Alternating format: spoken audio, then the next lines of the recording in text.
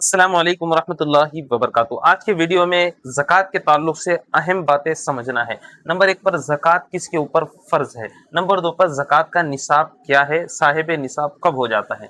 Number तीन पर ज़कात में उमूमी तौर पे कहाँ कहाँ गलती की जाती है। उमूमी गलती दो चार गलतियां हैं, उससे इंशाल्लाह उसकी वजाहत आ जाएगी। नंबर चार पर ज़कात कितने में कितना निकालना है, कितने फीसद समझिए, कितने परसेंट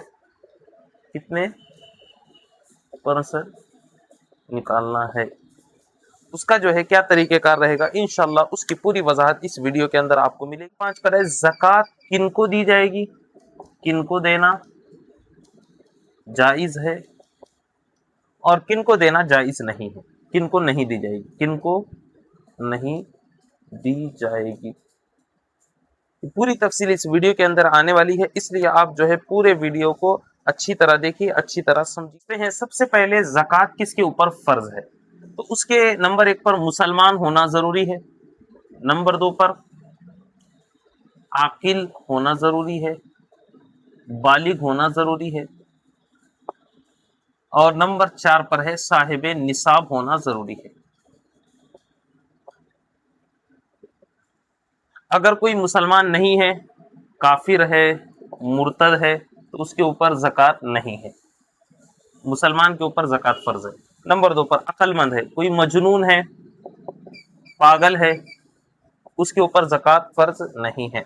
नंबर तीन पर बालिग होना शर्त है, जो बच्चा है, सभी जिसको अरबी में कहा जाता है, उसके ऊपर ज़कात फ़र्ज नहीं है। और जो है कोई मुसलमान है, आकिल है, बालिग है, लेकिन साहिब निसाब नहीं है, तो उसके ऊपर भी ज़कात फ़र्ज नहीं है, और साहिब निसाब हो तो उसके ऊपर ज़कात फ़र्ज है। ये चार शर्तें जिसके अंदर पाई जाए उसके ऊपर ज़कात फ़र्ज है: मुसलमान होना, अक्लमंद होना, बालिग होना और साहिब निसाब होना। अब अगला समझते हैं साहिब निसाब किसे कहते हैं, शरीयत के नज़र में क्या होता है, इंशाल्लाह उसकी वजाहत की जा रही है।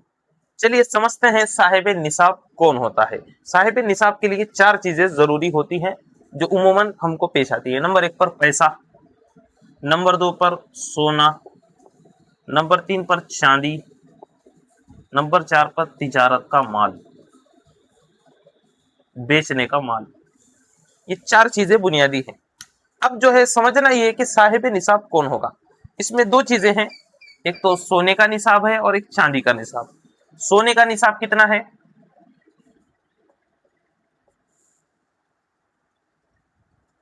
8 तोला 7 ग्राम। चांदी का निसाब कितना है?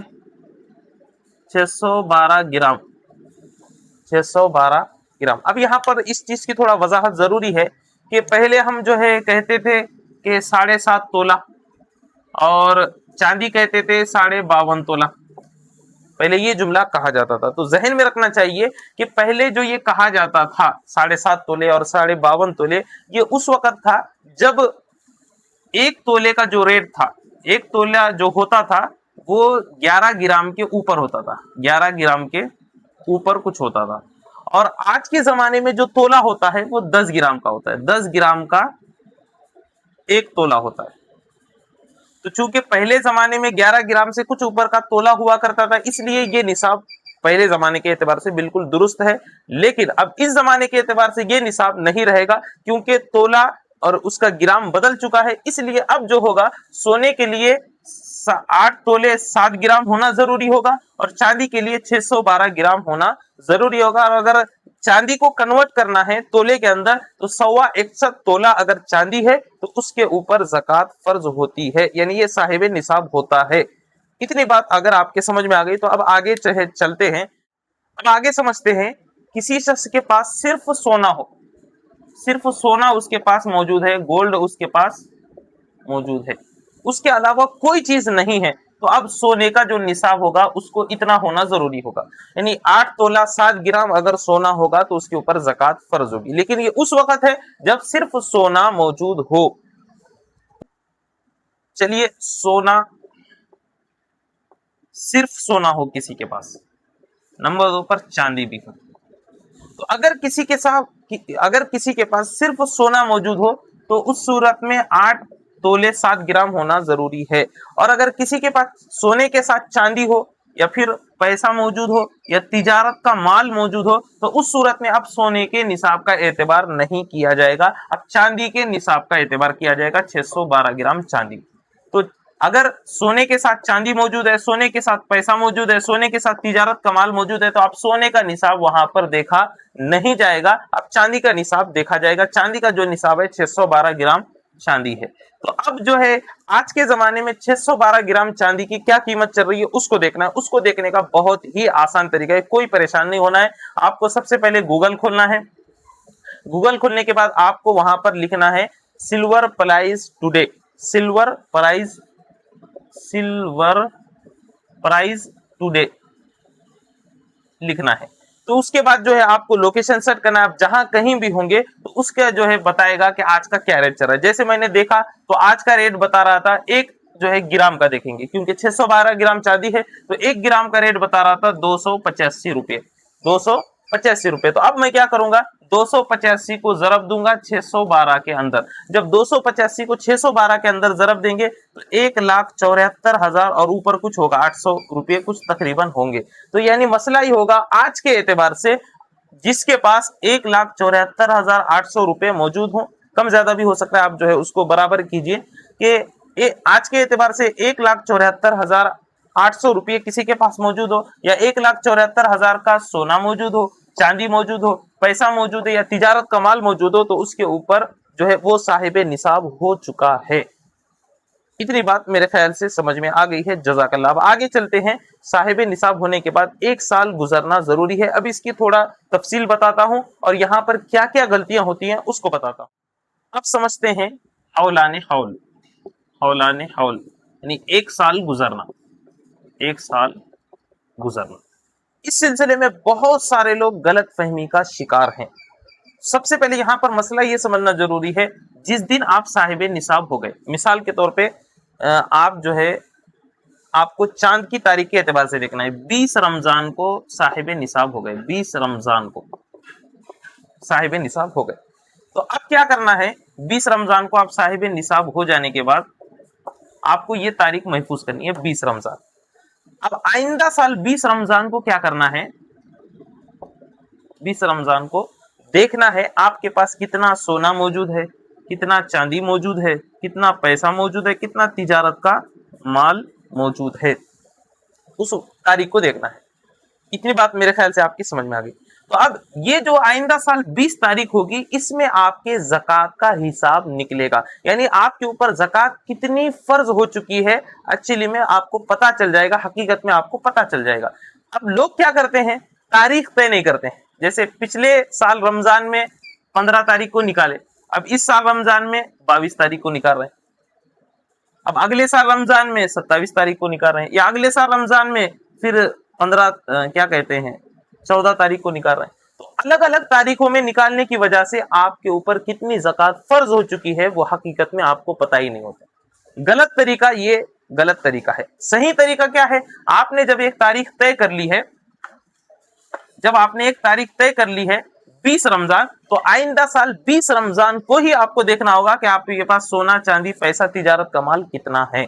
अगर आप बीच में देखेंगे या आगे पीछे करेंगे तो फिर उससे आपको ज़कात का पता नहीं चलेगा। अब यहाँ पर एक मसला क्या है, अगर दरमियाने साल में निसाब कम ज्यादा हो जाए तो कोई मसला नहीं होगा। निसाब कम हो गया यानी 20 रमजान को आप साहिब निसाब हो गए, तो ऐसा हुआ कि आपको शव्वाल में आपके पास जो है 10 लाख रुपए आ गए, 10 लाख रुपए शव्वाल में आ गए, तो आपके ऊपर वो 10 लाख की ज़कात अभी फर्ज नहीं होगी। आपके ऊपर कब ज़कात फर्ज होगी, अगर वो 10 लाख 20 रमजान को होंगे आइंदा साल, तो आपके ऊपर ज़कात फर्ज होगी। जितना भी आपके पास रुपया पैसा होगा वो 20 रमजान को देखना पड़ेगा। अब इसमें गलती क्या होती है, अगर आप जो है 20 रमजान को ना देखे, अगर बहुत सारे लोग क्या देखते हैं बताता हूं भाई, बहुत सारे लोग यहाँ पर गलती क्या करते हैं,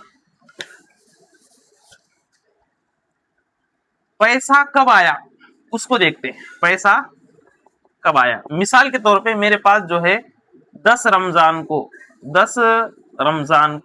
10 लाख रुपए आ गए, तो अब मैं यहां से शुरू करता हूं 10 रमजान से भाई, इसके अब इस 10 लाख के ऊपर क्या होना चाहिए, 1 साल गुजरना चाहिए, नहीं अगले 10 रमजान तक।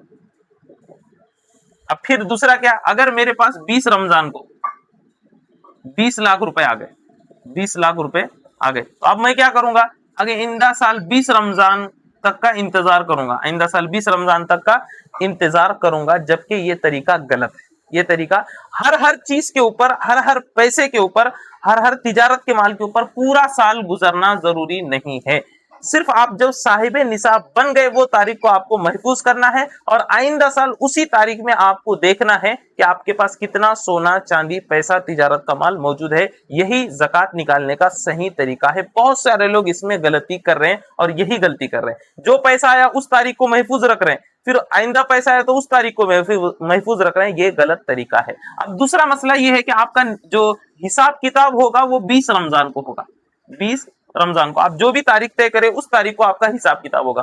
अब जो है मसला ये है कि आप जो है पूरे साल में 20 रमजान को आपने हिसाब किताब कर लिया, आपका जो है निकल आया कि 15,000 रुपए जकात है, 15,000 रुपए जकात है। तो आप जो है पूरे साल में वो 15,000 कभी भी अदा कर सकते हैं।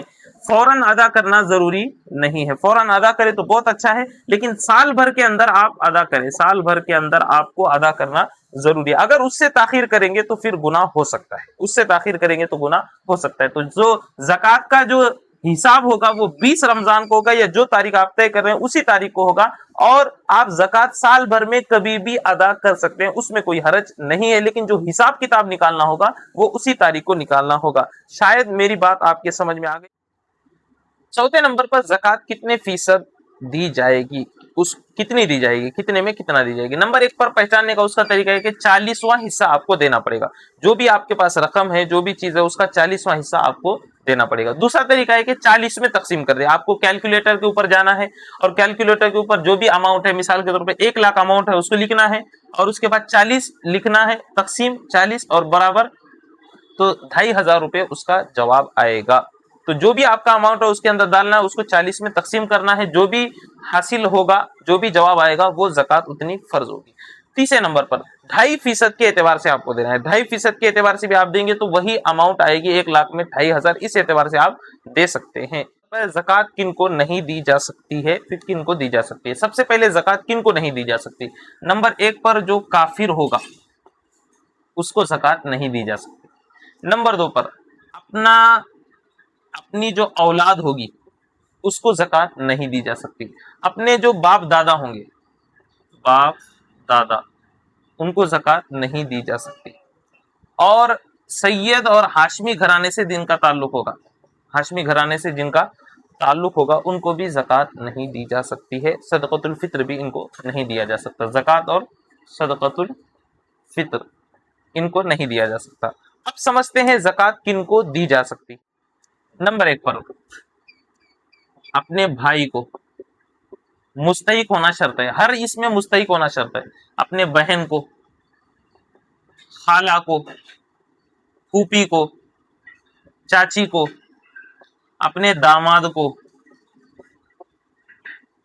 और इसके अलावा जितने भी अपने करीबी रिश्तेदार हैं सबको जकात दी जा सकती है। पिछले में जो बताया गया उस एतबार से उनको जकात नहीं दी जा सकती। और जो भी रिश्तेदार हैं, भाई मुस्तहिक है तो उसको दी जा सकती, बहन मुस्तहिक है तो उसको दी जा सकती, खाला मुस्तहिक है, फूफू मुस्तहिक है, चाची मुस्तहिक है, दामाद मुस्तहिक है तो उसको जकात दी जा सकती। अब आखिर में समझना है जकात किन चीजों में होगी, किन किन चीजों में जकात होगी, जकात होगी और किन में नहीं होगी, किन में नहीं होगी।